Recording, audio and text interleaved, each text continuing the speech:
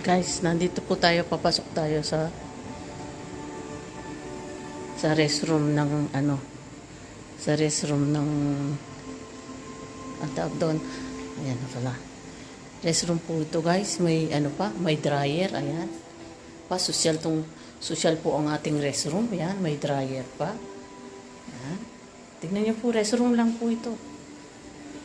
Ordinary restroom. Tapos, yan po, may ang dami, no? Ito pang guys, ito pang ng dry, pan dryer ng kamay. Wow, sosyal. Ganda, no? Yan, no? Automatic, guys, oh. Wow. Tingnan nyo, guys, oh, napakalinis. Oh. Wow. Tingnan nyo, guys. Tapos,